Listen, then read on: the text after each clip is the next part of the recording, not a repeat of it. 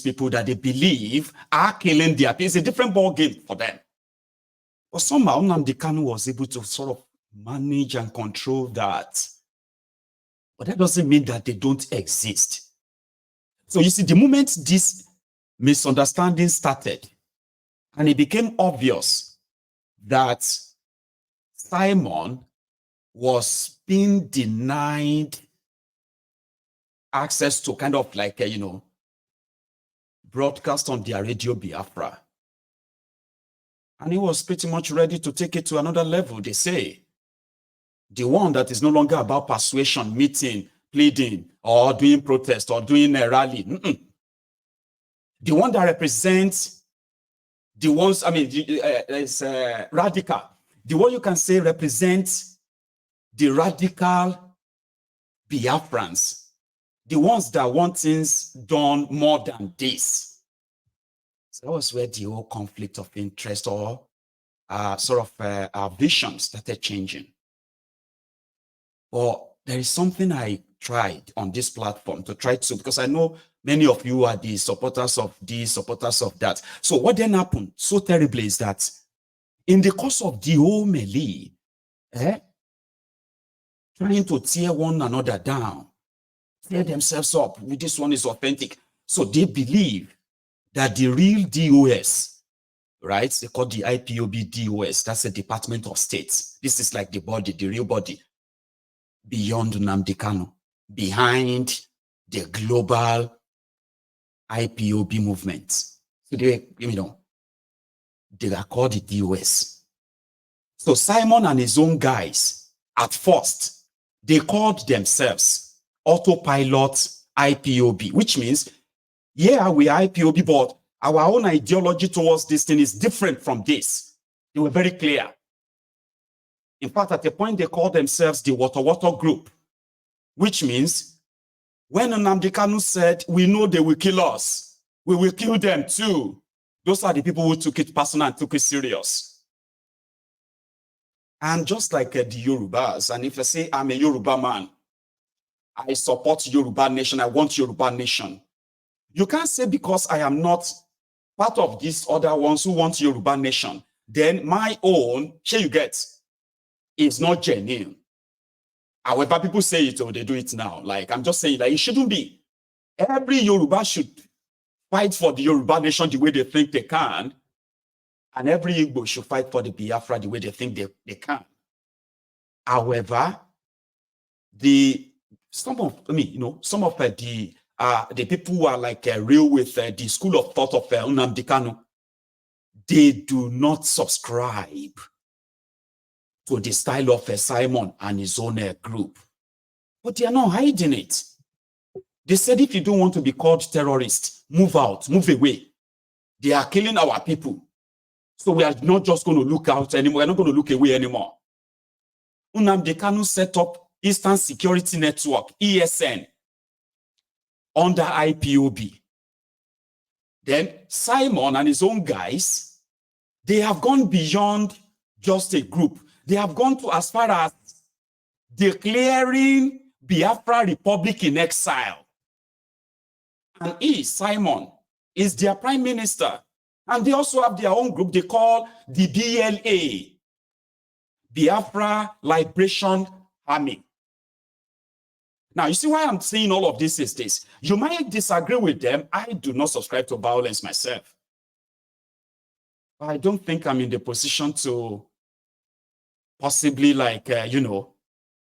outrightly condemn them simply because they have chosen their own path. So I think the problem is that the Nigeria media intentionally, I'm talking about Simon is now known in the security circle of Nigeria. The same way they put a bolo or so on Nnamdi Kanu, they have put it on him too. When they declared him wanted, he declared Tinubu and all the Nigerian generals wanted too. So what I'm trying to say here is this. If you are an IPOB member that somehow feels like Simon Ekpa and his guys, they are doing what you don't subscribe to. The problem is that it is time for some of you to know that they have clearly said they are no longer IPOB, even though they are IPOB because they are Igbos. And IPOB means indigenous people of Biafra, right?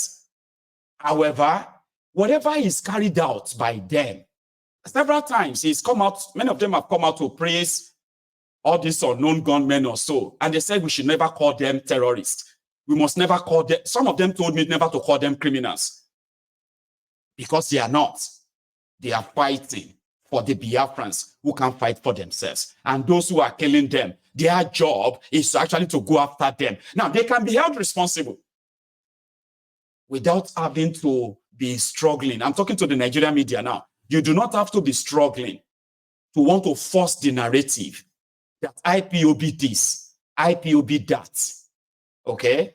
When indeed you all know from what you know that things, according to Simon and his guys, things have gone beyond all this talk anymore. To them, the Nigerian army in eastern Nigeria, they are now considered as occupying forces. Because Simon as their prime minister and Biafra as a republic and the government in exile simply means that Nigerian soldiers, Nigerian police are not welcome in eastern Nigeria.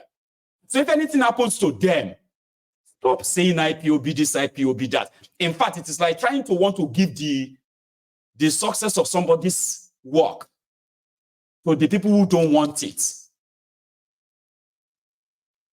it is time for all of you to actually see, to see through something. Stop trying to, what do you call it? Stop trying to project your, I am talking to you now if you are an IPOB. I know how this may feel for you or to you. But I think the ideal thing is, instead of you trying to want to shout Simon and his guys down, the ideal thing is to actually recognize their existence. And don't forget, many of this happening now is said to be because Nnamdi Kanu is being kept illegally. And according to them, until they consider Nnamdi Kanu as their leader, but they said they will never take order from somebody in DSS detention because they don't trust such order. That it could be coming from compromise there means, you know the whole thing. So it is time for you to try to stop trying to convince the world that Simon Ekpa is not IPOB or is not this or that. He is not practically claiming that. And the media in Nigeria, could you please, at least Nigerian government or Nigerian army, I remember them declaring Simon wanted, Abi. You could actually really report him. He would appreciate that. Give them the record because they are very clear. They are not like IPOB. They are not in any party political solution. They said it. They said, when they were killing us, we did not pick up arms. And then they kidnapped our leader and they still continue to kill our people. So they have chosen a different path. Okay? And it is time for you to separate that from the IPOB generally, for the sake of what you can say fairness and less friction too. Less friction. Everybody can choose how they think they want to fight it and be responsible for all of their actions too.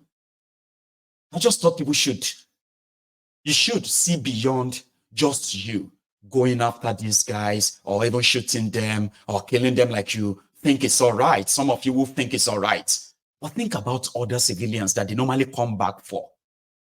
It is counterproductive, right? This is not necessarily that people who don't agree with that form of advocacy. It's not because they are cowards.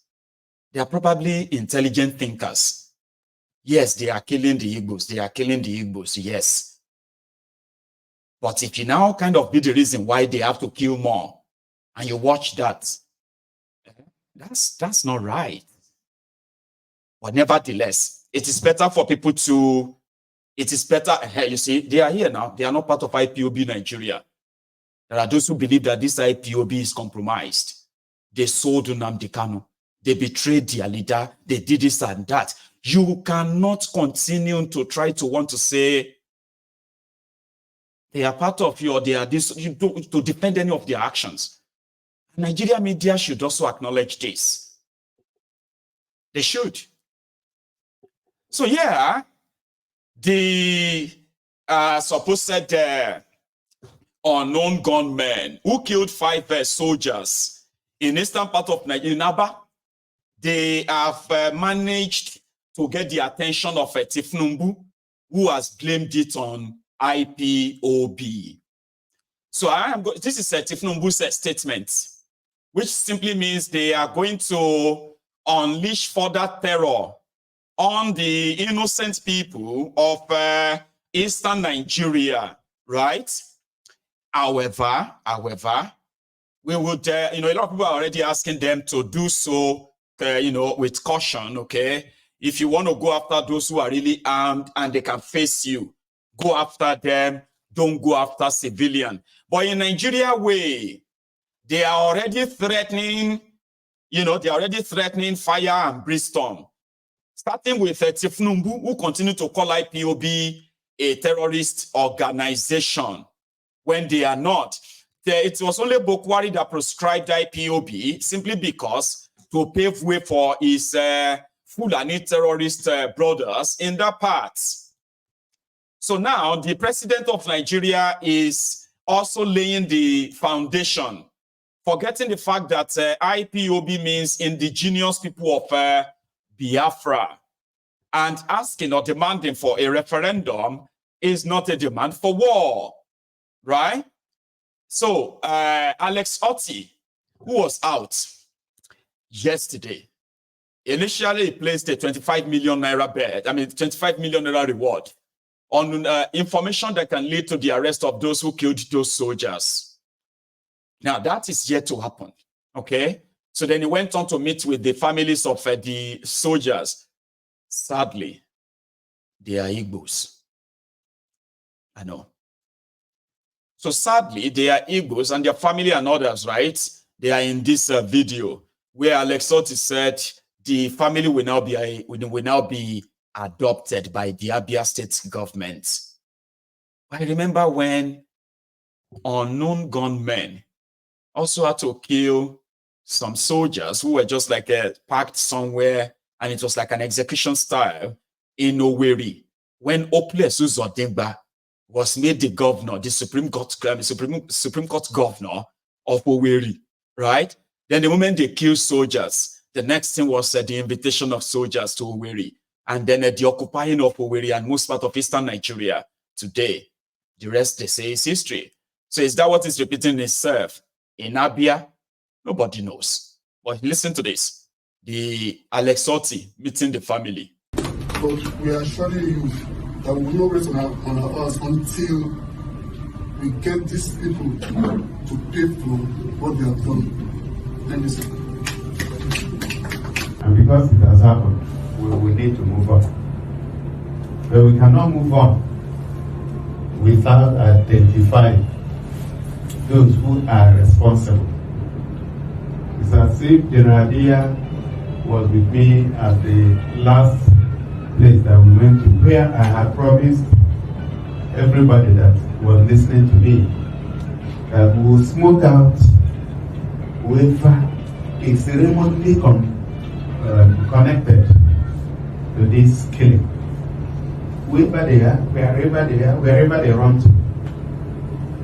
We are going to work like we have always done, very closely with the security agencies, particularly intelligence units of the security agencies, to ensure that we leave no stone unturned. So I want to reassure the military high command and the leadership of the military in Abia that we are working together to ensure that we bring those people to book. That is the only thing that we'll do. But today, the reason I came here is to sympathize with you and let you know that I feel your pain and understand what you are going through at this time. So, on behalf of the Abia State government, I want to sympathize with you and to assure you that we are behind you. We have in our release also said that we are not going to leave you alone. We know that the military high command would also look after you. But because your husband's died here in Abia, we have adopted you as daughters of Abia, and your children as children of Abia. We also have put a plan in place to ensure that your children, madam, you have 5 children. Yes. All of them will get automatic scholarship until they finish university. From today until they graduate, they become the responsibility of the Abia State government. Thank you, sir. And we are going to make it a law so that even when I leave, somebody else will not stop it. Okay, so you shouldn't bother about payment of school fees for your children. We decided that we should bring something for you to at least start managing. Okay, so my staff will hand over some envelopes to you. It is for you to look after yourselves and the children. So that's the the widow of one of the slain soldiers with 5 children. It's a sad one, I must say.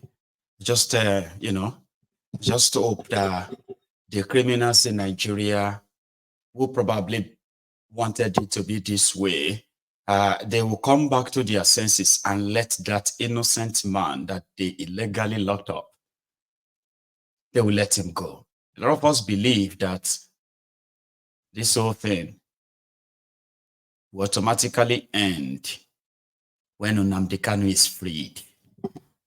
But yeah, until then, we just have to continue with this. And you see, yesterday in Aba, the Nigerian military, I kind of showed you the video, didn't I? Well, there were actually people that were arrested, as to say, including a 15-year-old boy. And these people are being moved about, and the efforts, I mean, the play. So Alex Sotti is to probably do his best to make sure they do not move a single person out of Abia State, because that's their own mode of operation. They will move them to places where you may never see them again, or for years. They've done it many times. They will do it again if they are allowed. But you see, this killing in Aba, I still have a very sort of an inner conviction that it is not an end in itself. It is a mean to an end. And before we possibly know it, your favorite Alex Sotti, the one they call the shining light in the East now, it will become the worst person that majority of you will know, when he himself will be forced to bring in officially Nigerian army, Nigerian military, the murderers. They are already there. Now all they need is just a reason why they should start killing innocent people like they have been doing in Owerri and Ebonyi and Enugu. I just don't like it giving them that reason. That's why I don't like violence. Well, I do not have any control over any. I just hope that the criminals in Nigeria, they will let an innocent man go and save other innocent people that they are going to use as a collateral damage in this old madness. Nigeria is pushing though. Let's go to somewhere else. You know, they have released the leader of Miyetti Allah that was charged for terrorism or charged with terrorism. They've also released Oshtelo Kyari. Yes. The, what do you call it? The lord of the underworld, the drug dealer. He's been released from prison It was at the time that the FBI in America were planning to extradite him to America to answer for his crime. A police officer that was helping, fraudsters, internet fraudsters, to carry out their operation using the official channel. But they didn't want him to go to America because he may never come back for another 20 years. So quickly, they corrupt Nigerian police and then the Nigerian NDLEA. They quickly put together an arrangement to show that Abba Kyari is a drug dealer and he has a case to answer in Nigeria. This is a guy that has been accused and confirmed to be a kidnapper. Yes, he is. He has been known as a guy who has been robbing those who he arrested for one crime or another. Yes, he was accused of that. Now, he was meant to be in jail, right? But they haven't really convicted him. They just remanded him in jail to avoid him being taken to America for his financial crime. Then he's been there for 2 years and 3 months. 27 months. Then they said they wanted to give him bail. Just little time to go out and play. He will come back to prison. Oh, here you get. But he's on bail, so he can go to court from home now and the rest. And this was how his family received him. I know you've seen it, but I'll show you again. Okay, you don't have that again. Okay, so that again. Yes, sir. Okay, sir. Zambashi.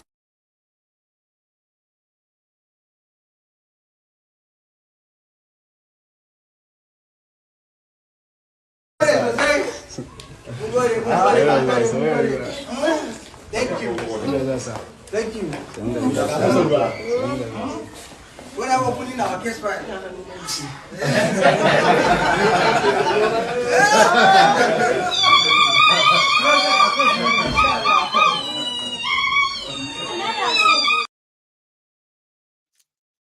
He's back. In another few months, they are going to announce that the case against him has been dropped.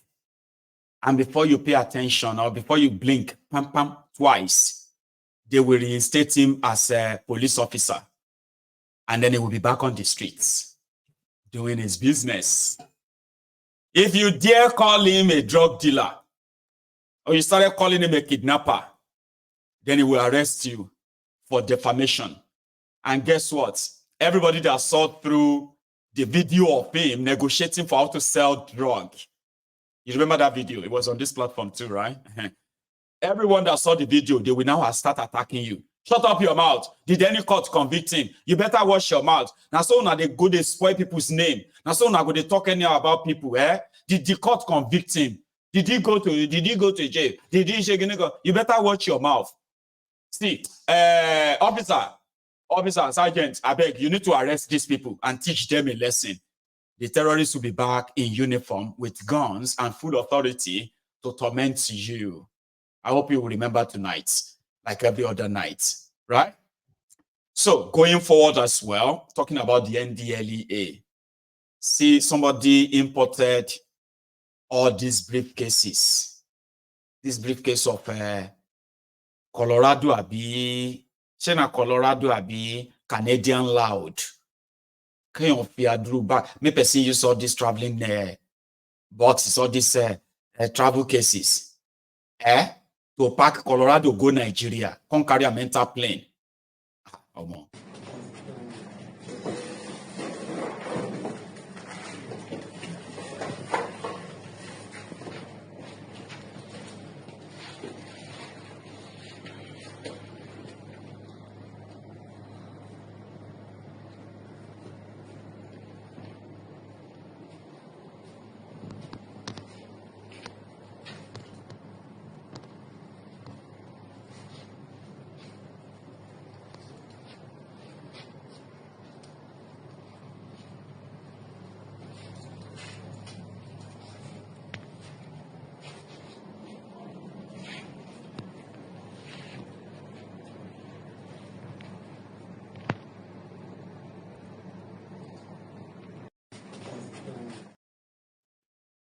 Like, which kind level of confidence will make you, okay?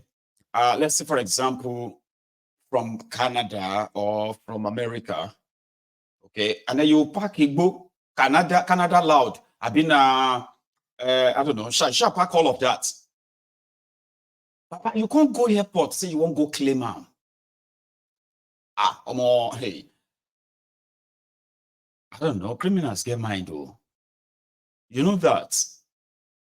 Like, that kind of mind. Somebody said maybe the person they settled did not settle those issues settle. And I'm like, it's still the same thing. You know, they grow Igbo for Kitikupa in Ondo. They grow Igbo for what do they call up? They grow Igbo for some of this Ekiti and Co, all these mountains.